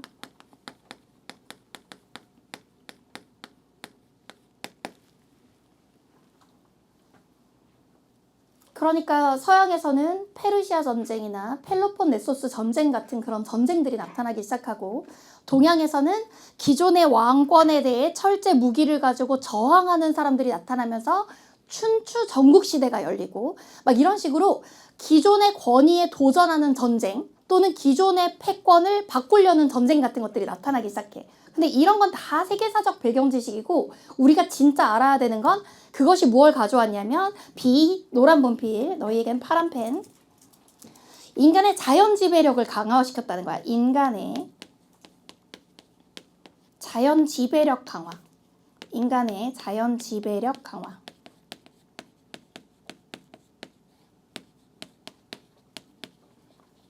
인간의 자연 지배력을 강화시켰다. 자, 이러면서 이제 먹고 사는 것도 어느 정도 해결돼서 잉여 생산물이 생기고 전쟁도 막 나타나고 인간이 자연을 지배하는 힘도 강해지고 하면서 이제 자연을 숭배하고 자연을 연구하고자 하는 자연 철학이 인간 철학으로 바뀌게 돼. 자, 그리고 C, 흰 분필 C.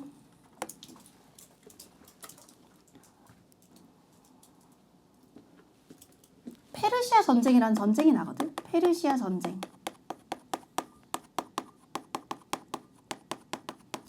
이 발발. 페르시아 전쟁이 발발하는데 그 페르시아 전쟁에서 고대 그리스 아테네가 승리를 하게 돼. 고대 그리스 아테네에 전성기가 오게 되지. 그래서 여기 D로 적으면 아테네에 전성기가 오게 된다. 아테네에 전성기가 온 이유는 페르시아 전쟁을 이제 승리했기 때문이었는데 페르시아 전쟁을 승리하면서 수많은 전리품을 얻게 되고 수많은 포로를 얻게 되고 그 다음에 그 전쟁의 승리에 기여했던 보병들이라고 하는 건 말을 타고 다니는 병사를 기마병이라고 한다면 걸어서 싸우는 전사를 보병이라고 하는데 이런 보병들이 전쟁 승리에 크게 기여하면서 한 사람 한 사람이 발언권을 가지게 되는 아테네 정치의 변화가 와. 그러면서 자, 빨간색으로 민주주의가 발달하게 돼. 민주주의 발달. 아테네에 민주주의가 발달하게 된다.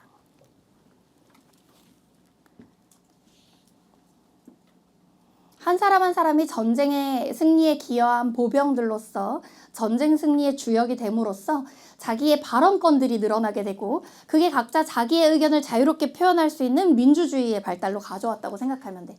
자, 시대적 배경은 배웠어. 이제 먹고 살만해졌고 전쟁에 이기기도 했고 전쟁에 기여했던 사람이 정치적 발언권도 세졌대. 자, 그럼 이제 소피스트가 뭔지 먼저 보자. 동그라미 2번 흰분필 어원. 자, 소피스트.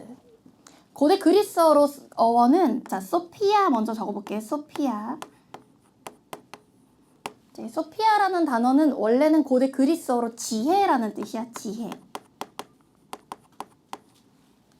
거기에다가 IST가 붙어 있으니까 IST는 사람이란 뜻이니까 소피스트는 그냥 지혜로운 사람이란 뜻이야. 시험 문제에는 이걸 뭐라고 내기도 하냐면 지혜롭다 할 때 현명하다라고도 표현하잖아. 그래서 시험 문제는 현자라고 부르기도 해. 빨간색으로 화살표에서 현자.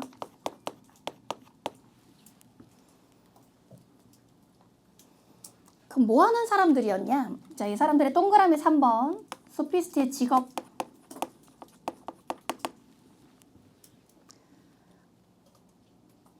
이 사람들의 직업은 노란색으로 교사였어. 교사들이었다. 교사면 가르치는 과목이 있을 거잖아. 근데 이때 당시에 이 사람들이 가르치는 과목이 출세하는 법, 성공하는 법, 돈 많이 버는 법 이런 것들 또는 말 잘하는 법 이런 걸 가르쳤단 말이야. 이 과목명은 암기할 필요는 없어서 흰분필로 적을게. 괄호 열고 출세술, 컴마 성공술, 컴마 변론술, 땡땡 이런 것들을 가르쳤어. 마치 지금 유튜브에도 왜 그런 성공학 이론들 되게 많잖아. 뭐 자신을 믿으면 뭐 온 우주가 자기를 향해 움직인다 뭐 이런 것처럼 정말 출세하는 법, 성공하는 법, 돈 많이 버는 법, 남들 앞에서 발언을 잘하는 법, 웅변하는 법 이런 것들을 가르치는 교사들이었다고 생각하면 돼. 그럼 이 교사들이면서 현명한 사람들이라 이름 붙여진 사람들 이 통으로 시험 문제 나오는 게 아니라 한 명 한 명 대표 학자로 나오거든. 이 사람들을 대표 학자로 만나보자. 동그라미 4번 대표 학자.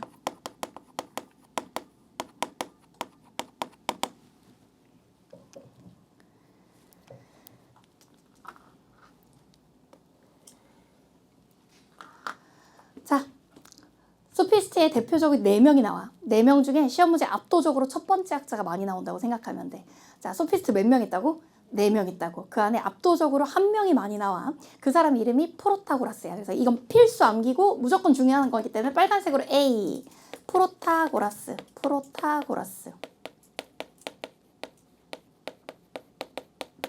프로타고라스라는 사람. 이 사람이 뭔가 유명한 말을 했으니까 대표 학자일 거 아니야.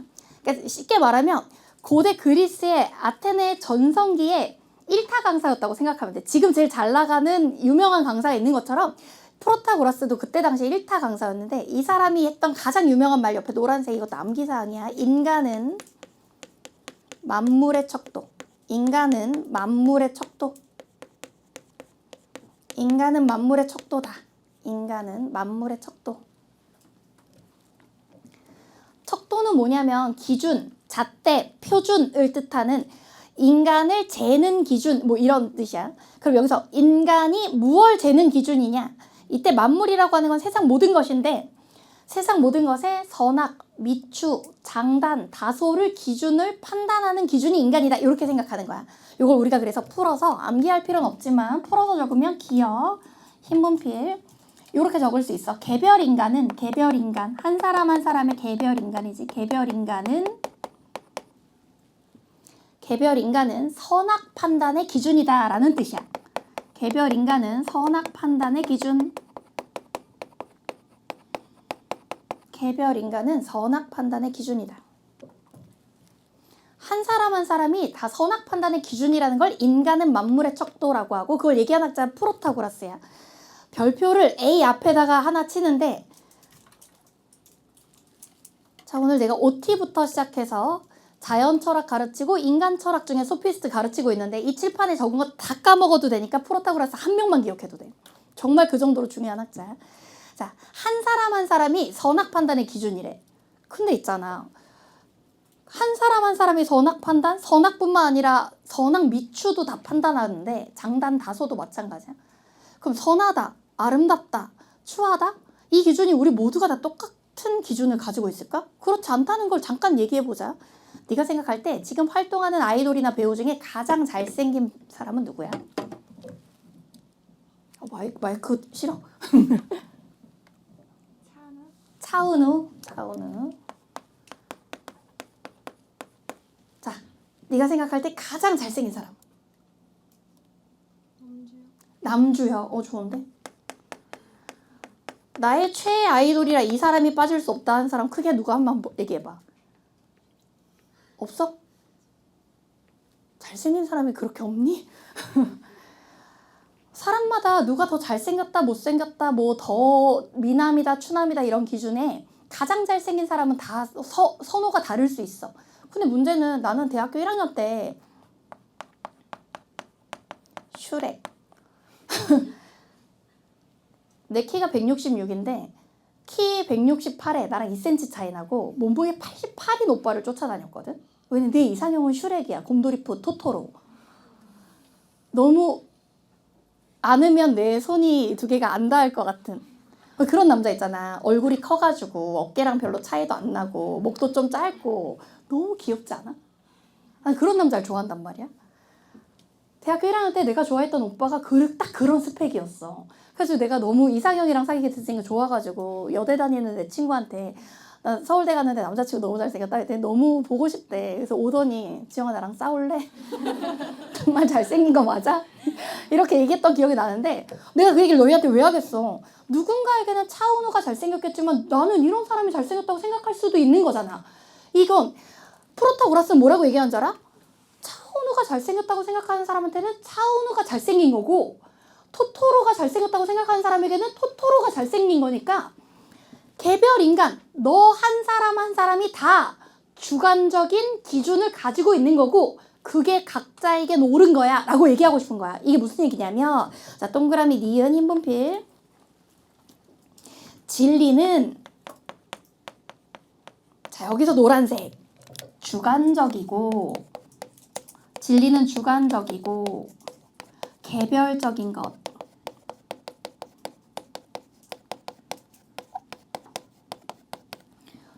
진리는 주관적이고 개별적인 것이라고 하는 거야. 사람마다 진리의 기준은 달라. 너에게 아름다운 사람이 나에게 아름다운 사람이 아닐 수도 있어. 나에게 아름다운 사람이 누군가에게는 추남일 수도 있어. 하지만 너에게는 그게 옳고 얘에게는 그게 옳아. 그래서 기출제시문이 어떻게 나오냐.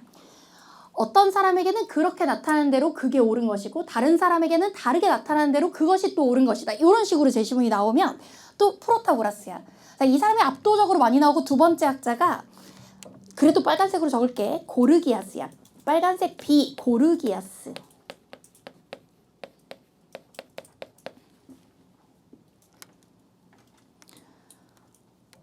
이 고르기아스는 제시문에 나온 평가원 기출 제시문 그대로 읽어볼게. 이 세상에는 아무것도 존재하지 않는다. 존재한다 할지라도 우리는 그것이 존재하는지 알 수 없다. 알았다고 하더라도 타인에게 전해질 수 없다.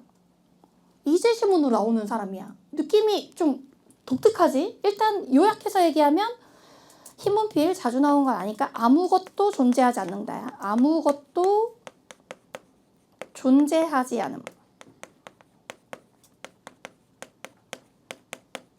아무것도 존재하지 않음. 이 사람 도대체 왜 이러는 걸까? 아무것도 존재하지 않는다. 존재한다 할지라도 우리는 알 수 없다. 알았다 할지라도 전할 수 없다. 이 사람은 기본적으로 진리 자체를 의심하는 사람이야. 기억, 흰분필. 진리 자체 의심.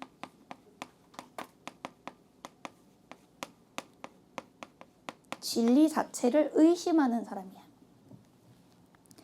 우리는 이렇게 진리 자체를 의심하는 걸 뭐라 그러냐면 노란색으로 니은 회의주의라고 불러. 회의주의. 회의주의.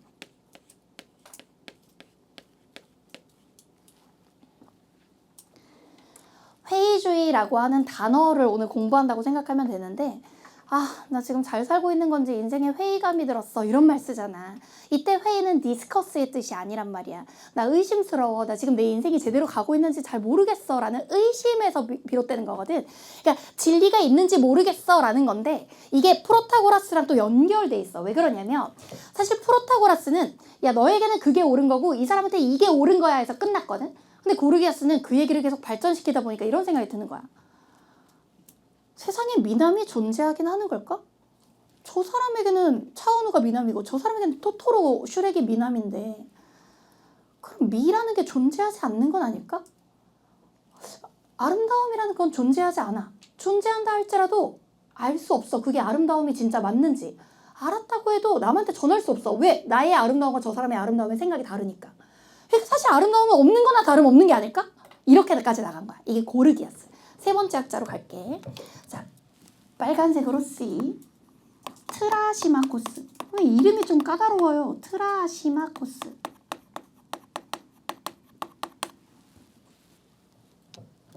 나도 약간 서양 철학에서는 이름이 좀 복잡하다고 생각해. 근데 하다 보면 익숙해지니까. 트라시마코스. 이 사람은 자주 나오는 건 아니지만 적어도 한 3년에 한 번 정도, 그러니까 9번의 평가원 시험에 한 번 정도는 등장해. 정의란 강자의 이익이라는 말을 쓴 사람이야. 노란색. 정의란 강자의 이익. 정의란 강자의 이익이다. 이렇게 얘기한 사람. 근데 이거를 교과서 표현이나 평가원 기출 표현으로 내가 필기해서 그렇지 쉽게 그냥 우리 세상에 쓰는 표현으로 말하면 힘센 놈이 우기면 그게 정의가 되는 세상 뭐 이런 느낌이야. 약자의 주장은 들어주지도 않고 흰센 놈이 말하면 그게 옳은 거 이렇게. 그러니까 기출에도 어떻게 나오냐면 정의가 뭐냐는 그 국가의 지배자가 누구냐에 달려있다고 보는 거야. 자, 그래서 흰문필 기억. 정의란 국가의 정의란 국가의 지배자에 달려있음.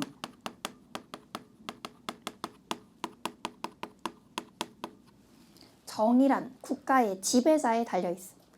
즉 권력자가 또는 그 나라의 대표자가 주장하는 게 옳은 거라는 거야. 그럼 부정의는 뭐냐? 자, 니은 부정의란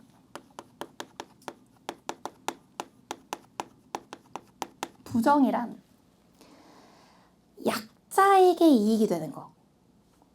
약자, 다른 말로 피지배자에게 이익이 되는 게 부정의라는 거야. 그래서 부정의란 피지배자의 이익.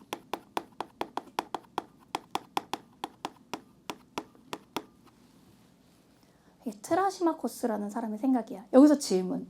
그럼 트라시마코스가 프로타고라스랑 완전 반대 얘기라는 거냐? 그렇다고 보기는 어려운 게 이 사회의 지배자와 저 사회의 지배자는 다를 수 있지.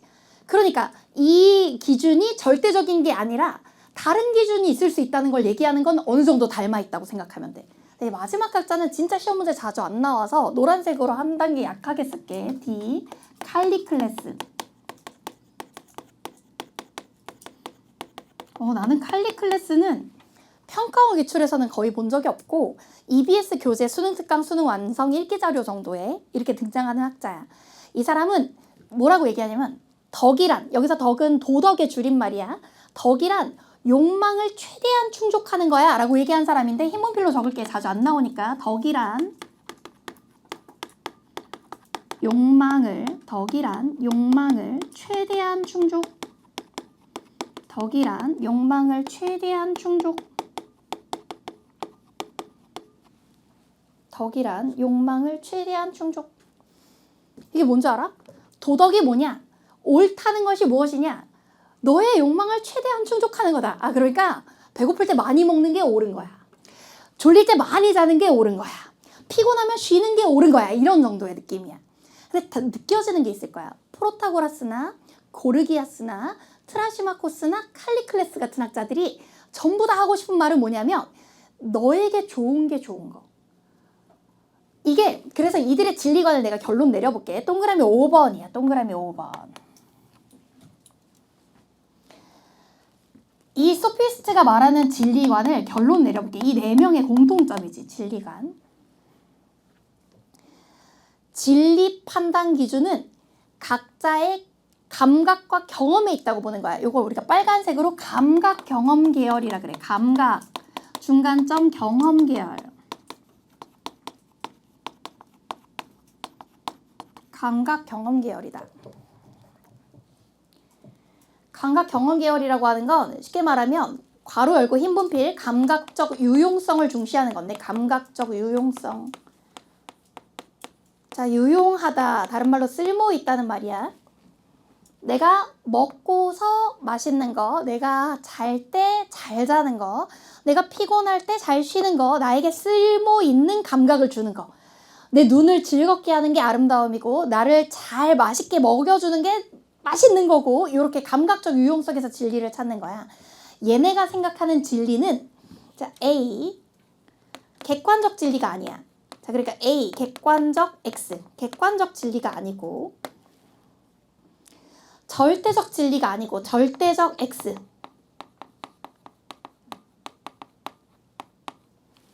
영구 불변의 진리가 아니야. 영구 불변 X.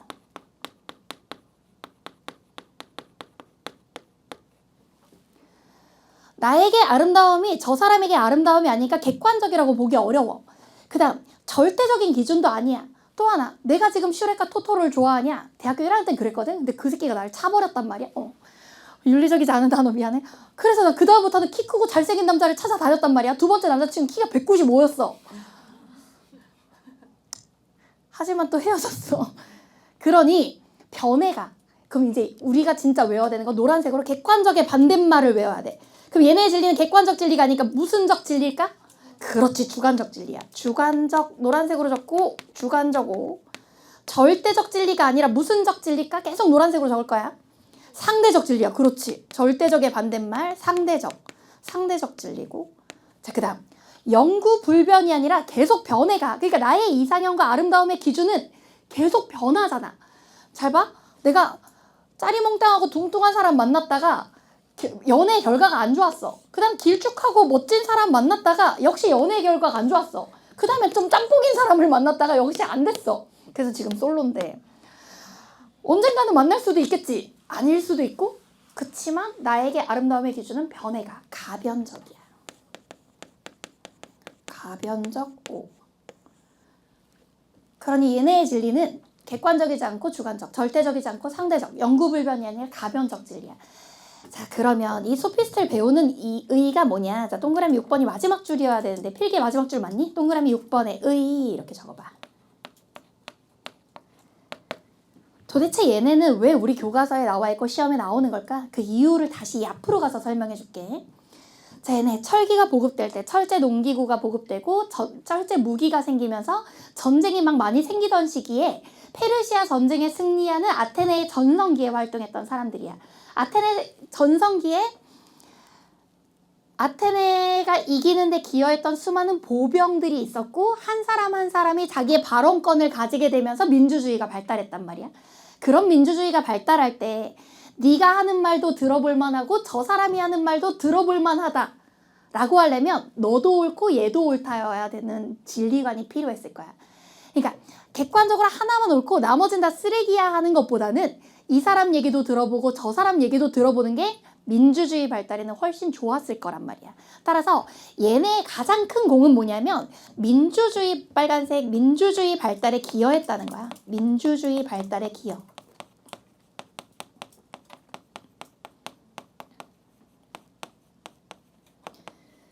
민주주의 발달에 기여했다는 거야. 왜? 서로 각자 상대적 주관적 진리관을 가지고 뭐를 하니까? 흰분필 토론하니까. 이런 형태인 거지. 됐어. 우리 오피셜 필기는 끝났어. 이제 여기서 나 한번 도와줘봐. 내가 2, 3분만 복습하고 나서 너희랑 쉬는 시간 한번 가질 텐데 10분 쉬었다가 와서 볼 거야. 두 번째 학자 소크라테스로 넘어갈 텐데. 자, 우리는 오늘 첫 시간에 OT를 하고 나서 이런 걸 배웠어. 윤사는 총 몇 가지 파트로 이루어져 있다? 3가지 파트. 뭐뭐뭐, 서양, 동양, 이데올로기가 있다. 자, 서양은 몇 개의 시대로 나뉜다? 4개의 시대. 기억나는 사람? 뭐뭐뭐뭐, 고대, 중세, 근대, 현대로 나뉜다. 고대는 다시 몇 개의 시대로 나뉜다? 2개. 고대 중에 지금 우리는 그리스를 배우고 있고 다음 주에 헬레니즘에 들어갈 거라고 생각하면 돼. 헬레니즘은 알렉산더 대왕이라고 하는 사람이 만든 시기를 말하기 때문에 그 한참 후고, 자, 이제 고대 그리스에서 우리는 자연 철학과 인간 철학을 배운 거야. 자연 철학이 있었는데 시험 문제 잘 안 나와. 데모크리토스 정도만 알면 돼. 자, 인간 철학이 있는데 인간 철학에 소피스트가 있고 이제 소크라테스, 플라톤, 아리스토텔레스가 있을 거야. 오늘 우리는 소크라테스와 플라톤까지 배울 수 있을 것 같아. 괜찮아? 자, 소피스트가 있었는데 소피스트에는 4명의 학자가 있어. 시험 문제 제일 많이 나오는 학자만 알면 되는데 내가 같이 외워줄 테니까 지금 먼저 들어봐. 인간은 만물의 척도이다. 무슨 타고라스? 프로타고라스. 아무것도 존재하지 않는다. 무슨 기아스? 고르기아스. 정의란 강자의 얘기다. 무슨 시마코스? 트라시마코스. 덕은 욕망을 최대한 충족하는 것이다. 칼리클레스. 이 사람은 안 외워도 돼. 시험 문제 자주 안 나와. 요것만 외우면 되는 거야. 자, 얘네의 진리관은, 자, 적어도 소피스트라고 하는 애들의 진리관은 객관적 진리가 아니라 주관적 진리, 절대적 진리가 아니라 상대적 진리, 영구 불변의 진리가 아니라 가변적 진리. 내가 집에 가서 너희한테 외우란 얘기 안 할 테니까 나랑 요만큼만 외우면 돼. 자, 인간 철학 이전에 무슨 철학이 있었다? 자연 철학. 자연 철학의 대표자가 무슨 크리토스다? 데모크리토스다. 데모크리토스는 만물이 원자로 구성되어 있다는 무슨 논자다? 유물론자야. 오직 유, 만물, 물질로 오직 구성되어 있다. 무슨 론? 유물론자야. 자, 인간 철학의 선구자가 무슨 스트? 소피스트야. 소피스트는 인간의 자연 지배력이 약화될 때 등장해, 강화될 때 등장해? 강화될 때. 이 정도만 외우면 돼. 자, 아테네 쇠퇴기였어? 전성기였어? 전성기에 무슨 주의 발달할 때? 민주주의 발달할 때 소피스트가 등장하겠어. 자, 이 사람들은 어원적으로 지혜로운 사람이니까 줄여서 무슨 자? 현자. 직업은 무슨 사? 교사들이었단 말이야. 그러니까 일타 강사들이야. 강사라고 해도 상관없어. 교사들이었어. 자, 인간은 만물의 척도다. 무슨 타고라스? 프로타고라스. 자, 진리가 주관적이고 개별적이라고 생각해. 아무것도 존재하지 않는다. 무슨 기아스? 고르기아스. 진리가 있는지 없는지 의심스러워. 무슨 주의? 회의주의. 그렇지. 정의란 강자의 얘기다. 무슨 시마코스? 트라시마코스. 자, 덕이란 욕망을 최대한 충족하는 것이다. 무슨 클래스? 칼리클레스. 익숙치 않아도 계속 말하다 보면 외워져. 자, 얘네의 진리가는 이성 계열이 아니라 무슨 경험 계열? 감각 경험 계열이야. 감각에서 진리를 찾는 거야. 객관적 진리가 아니라 주관적 진리, 절대적 진리가 아니라 상대적 진리, 영구불변이 아니라 가변적 진리를 얘기해. 어쨌든 이 사람도 옳고 저 사람도 옳고 발언을 할 기회가 허용되니까 무슨 주의 발달에 기여해? 민주주의 발달에 기여해. 이만큼만 외우면 돼. 이걸 언제까지? 수능 때까지만. 안 까먹으면 끝나. 그럼 그냥 윤사 다 잘 보는 거야. 그렇게 어렵지 않아. 모든 주제가 요 정도만 외우면 돼. 자, 봐봐. 인간 철학 이전에 무슨 철학? 자연 철학 있었고, 자연 철학의 대표자 무슨 크리토스? 데모크리토스. 무슨 논? 유물론. 오직 만물로 이루어져 있다는 거. 물질로 이루어져 있다는 거. 자, 인간 철학의 선구자 무슨 스트? 소피스트야. 인간의 자연 지배력이 약화, 강화? 강화됐을 때, 자, 아테네의 전성기야, 쇠퇴기야? 전성기에 무슨 주의 발달할 때 등장해? 민주주의 발달할 때. 어원, 무슨 자? 현자, 직업, 교사. 자, 인간은 만물의 척도이다. 누구? 프로타고라스. 자, 아무것도 존재하지 않는다. 무슨 기아스? 고르기아스. 무슨 주의? 회의주의야. 자, 정의란 강자의 얘기다. 무슨 시마코스? 트라시마코스. 자, 덕이란 욕망을 최대한 충족하는 것이다. 무슨 클래스? 칼리클레스. 무슨 경험 계열? 감각 경험 계열. 객관적 진리가 아니라 주관적 진리, 절대적 진리가 아니라 상대적 진리, 영구 불변의 진리가 아니라 가변적 진리. 무슨 주의 발달에 기여해? 민주주의. 마지막이야. 아니, 좀 귀찮아도 매 시간 이렇게 3번 외워줄 거야. 안 까먹어, 진짜야. 너네 생각보다 머리 좋고, 이게 철학은 스토리가 있어서 할만해. 자연 철학이 있었고, 거기 대표자가 누구? 데모크리토스. 물론 인간 철학의 선구자 무슨 스트? 소피스트. 자연 지배력 약화, 강화. 강화. 아테네 무슨 기? 전성기. 무슨 주의 발달? 민주주의 발달. 어원 무슨 자? 현자, 직업, 교사, 대표학자. 인간은 만물의 척도이다. 프로타고라스. 아무것도 존재하지 않는다. 고르기아스. 무슨 주의? 회의주의. 정의란 강자의 이익이다. 트라시마코스. 덕이란 욕망을 최대한 충족한다. 칼리클레스. 무슨 경험 계열? 감각 경험 계열. 객관적 진리가 아니라 주관적 진리, 절대적 진리가 아니라 상대적 진리, 영구불변이 아니라 가변적. 무슨 주의 발달에 기여? 민주주의 발달에 기여했어. 끝. 윤사는 세 파트, 서양은 4개의 시대, 그리고 고대는 2개의 시대, 그 고대 안에 다시 자연 철학과 인간 철학, 인간 철학 안에서 다시 감각 계열과 이성 계열로 나뉠 거야. 계속 할 거야. 10분 후에 내가 물어봤을 때 너희가 기억하고 있는지 볼게. 10분 후에 봐.